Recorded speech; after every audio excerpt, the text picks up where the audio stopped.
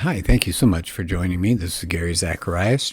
I'm back for another look at Scott Allen's book called Why Social Justice is Not Biblical Justice. Wayne Grudem gives it a thumbs up. The author of Finding God Beyond Harvard, she was the former director of the Veritas Forum, says, I urge you to read and share this book immediately and widely.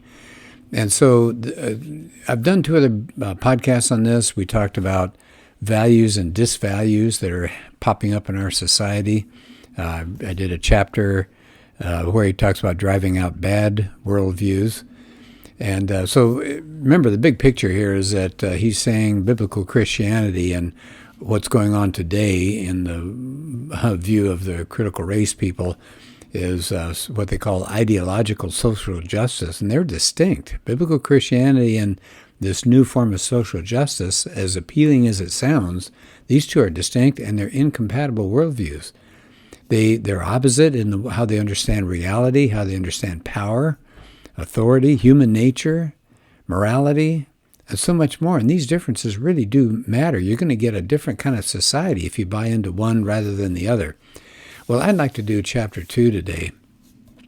It's called Biblical Justice. So before we can take a look at what they see, what these people see today as their idea of justice, to look at the original standard of justice according to the Bible. So justice refers to, it's a Latin word, by the way, it refers to some kind of standard or basis for morality. So the thing is, okay, how do you, if you got a moral standard, how do you determine which man-made law is just and which one's not? Is there some standard that goes beyond man-made laws? I mean, otherwise, if it's just up to us, then it's whoever gets the most votes, whoever has the biggest gun, whoever can manipulate the public more, and then that's called justice. Well, that's not biblical justice. And Martin Luther King, Scott Allen starts off saying, Martin Luther King believed there was a moral or legal standard that would transcend man-made laws. And remember, he's written that famous famous letter, Mr. Martin Luther King, letter from a Birmingham jail. And he's writing to people on the outside trying to justify what he's doing. And there are a lot of people that were criticizing what he was up to. Hey, you're breaking laws. So he said, this is in his letter, so one may well ask, how can you advocate breaking some laws and obeying others? And he said there are two types of laws. There are just laws and unjust laws. So then he goes on, this is still Martin Luther King, what's the difference between the two? How do you determine if a law is just or unjust? And then here's the part I wanted to really hit. A just law is a man-made code that squares with the moral law or the law of God. So King says an unjust law is a code that's out of harmony with the moral law. So he says an unjust law is a human law not rooted in eternal and natural law. Isn't that crucial? That is so good. You look around and you say, that's a just law or that's an unjust law. What do you base it on? Because of how you feel? No. Because the United Nations has determined this? No. Because the Senate of the United States passed a law and that makes it just? No. King says it's a man-made code. A just law is a man-made code that squares with the law of God. There's a law that transcends this world. So King thought there was a higher law, the law of God. Greg Kokel calls that the law over everything and everyone. So in a sense, justice is the same as truth. Because after all, if you don't have this higher law, justice is arbitrary. It's changeable. It just depends who's got power. In the United States, where I live, you got an election every 4 years. They bring in a new administration. Well, guess what? You're going to get arbitrary justice if it's based on just whoever has power, whoever gets elected. So he says, this is back to Scott Allen now, how do finite human beings, like all of us, how do we discover this transcendent moral standard? You find it in God. God doesn't change, so the standard doesn't change. And it's interesting. He says, think about the God of Islam, Allah. He's unknowable. He's distant. He's a remote being. He never tells about himself. He just says his will. So you can't know Allah in a personal way, Allen says. He's an absolute oneness. There's unity there, but there's not Trinity. And because there's no relationship, love really is not emphasized. He's not the personal, loving, and holy God that you meet in the Bible. So he said, the Bible has examples of righteousness and justice. They get used interchangeably. So God is both righteous and just. If he wasn't righteous, he wouldn't be just. If he wasn't just, he wouldn't be righteous, but he's both. So he said, now, here's the problem. Let's say we admit, okay, there's some kind of transcendent moral standard out there. There is a God. But has God made it known to us? If he's got his standard and we don't know it, how can we follow it? So Alan says, has God made it known to us? Yes. One, he's communicated to us inwardly. We have this law that's imprinted on our heart, so to speak. What did C.S. Lewis call it in Mere Christianity? He says this innate moral code is, quote, a clue to the meaning of the universe. Lewis says human beings all over the earth have this curious idea that they ought to behave in a certain way and cannot really get rid of it. Paul said the law is written on our hearts. Paul makes an audacious claim that all people, not just Jews, this is in Romans 2, that all people know what God's eternal moral standard is. They do things that are required by the law, by our own nature. And we think about how important that is. We say that somebody who feels no remorse for some kind of terrible behavior is a sociopath. Not just that they had a different idea, but they know it down deep and they're not doing it. So we call that evil. Paul also says, what about the people that are Gentiles, non-Jews? If they don't have the law, how else does God communicate his transcendent laws through the Ten Commandments, that legal code that was handed down to people a long time ago? So justice, he says, as Alan moves on to a new point, is a lot more than just checking off a list of rules. You got to live in a right relationship with God and with human beings, because after all, justice is how we ought to treat other people.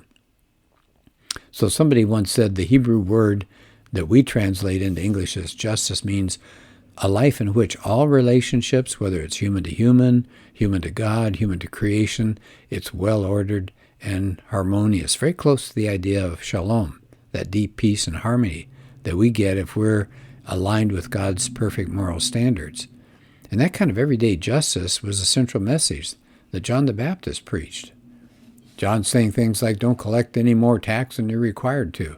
Don't extort money. So what's he saying? Justice is living out the Ten Commandments in our everyday relationships. Alan quotes Tim Keller, we do justice when we give all human beings their due as creations of God. That's a good one, isn't it? We do justice when we give all human beings their due as creations of God. But there's another kind of justice that Alan's going to point out here. It's called distributive justice. And that's for people who are in authority. It could be parents, it could be pastors in a church, the civil authorities.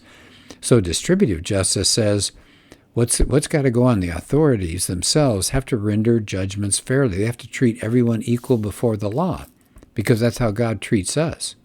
And of course, justice demands that injustice be punished. After all, if you don't punish evil, you're going to get more injustice. So one more time, kind of a summary here in part of the book. Justice is conformity to God's moral standard. We see that in the Ten Commandments. We see that the royal law in James, love your neighbor as yourself. So there are two kinds of justice. There's communicative justice. That's living in right relationship with God and with others.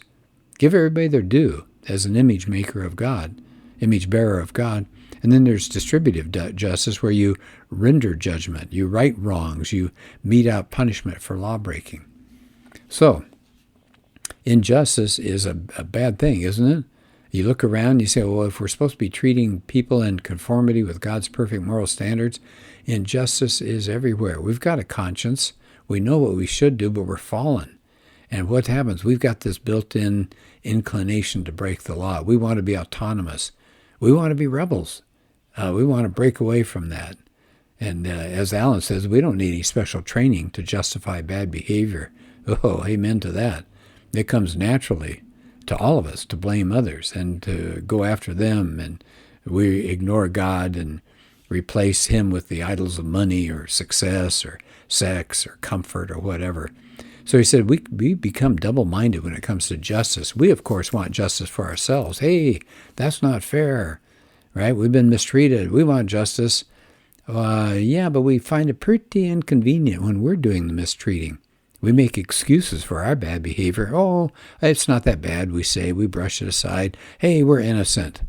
Um, D.L. Moody, this is a quote from Alan. D.L. Moody apparently one time was visiting a prison, and he said, well, I never saw so many innocent men together in my life. Yeah, that's a pretty good one, huh? Alan says, well, let's look again at the Ten Commandments. Right? When we have those little statements where we're trying to justify ourselves, he said, do we really measure up to God's perfect standard? He says, here's some questions. Think about these. Have you ever placed anything above God in your life? Yeah, like all the time. Have you ever disobeyed or dishonored your parents? Yeah, afraid so. Have you ever deceived anyone or misrepresented the truth in any way? Yeah. Have you ever taken something that was not yours? Have you ever been sexually intimate with someone who was not at the time your spouse? Have you ever toyed with the idea in your mind? So Alan is saying you just can't deny it.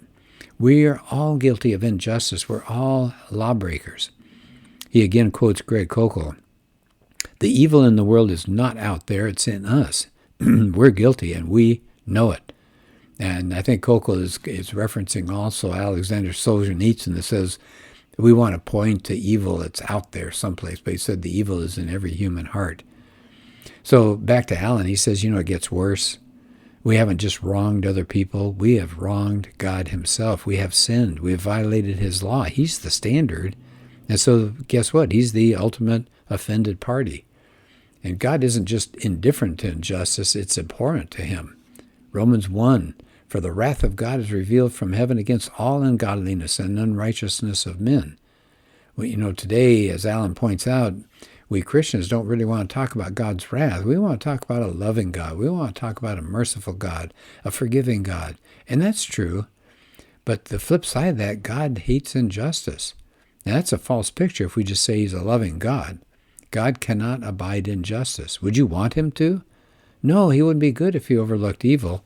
God rises up in anger against people who oppress the weak or the marginalized or the poor. So now, what if God was just but he wasn't merciful? Would he still be good? No. But what if he was merciful and he wasn't just? If he overlooked evil, I won't punish them. Oh, that's not a big deal. But he wouldn't be good. So what a story of redemption that we see in the Bible. God, in an act of sheer love, takes upon himself the punishment that we deserve for our transgressions to show us a mercy we would never deserve. Isn't that an amazing thing, what God had to do? He wants to be just and he wants to be loving. How can he be both when he's dealing with broken people? He has to come into this world. Yeah.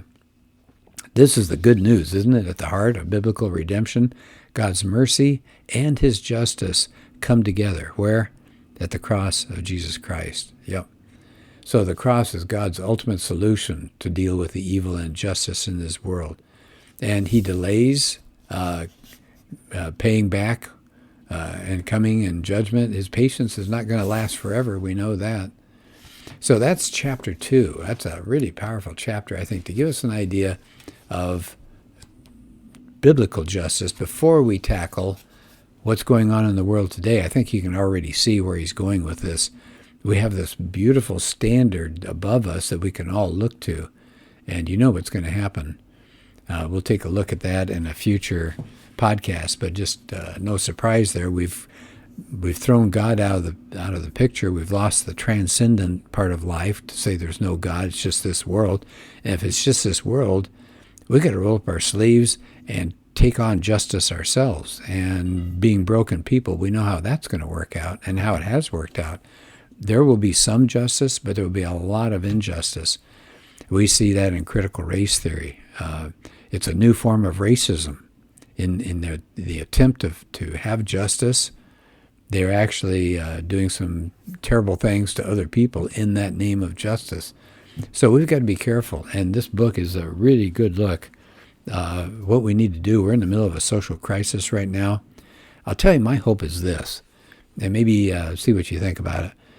I think it's like a pendulum. People pick up an idea and they run with it, and everybody gets excited about it, and people talk about it, and it shows up in magazines. Classes are being formed. All sorts of books are being written.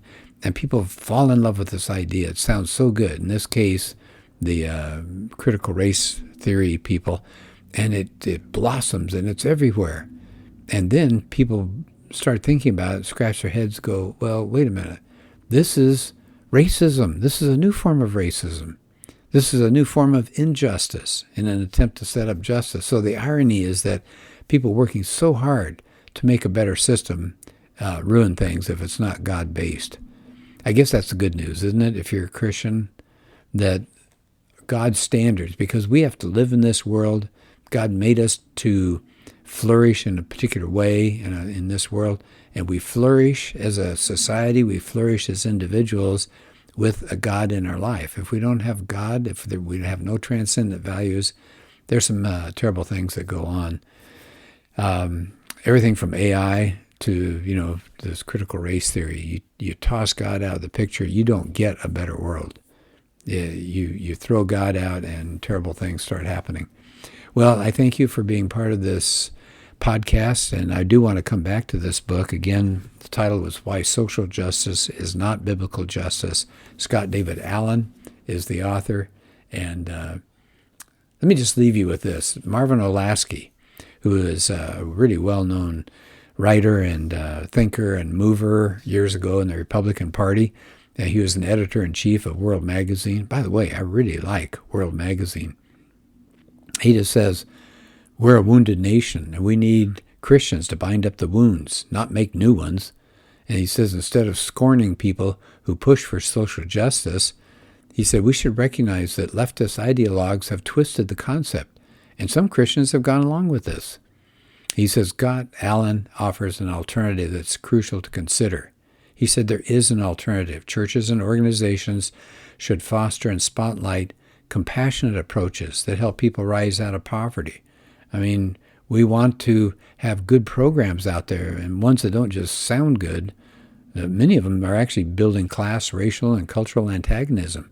So he said, we've got to do something about it, and he feels that this book is a good way to begin thinking about this issue. Well, hope you're having a good day. Let's do another podcast soon. Thanks for listening.